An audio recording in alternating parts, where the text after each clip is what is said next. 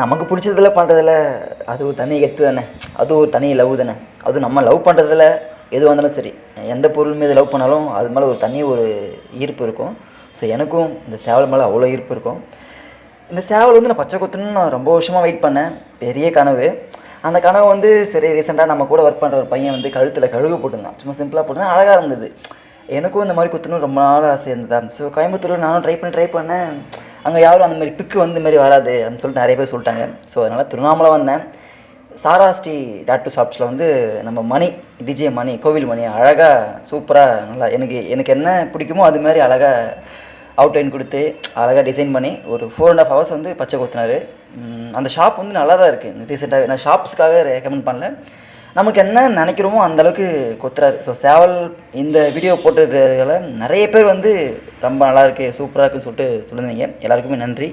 நீங்களும்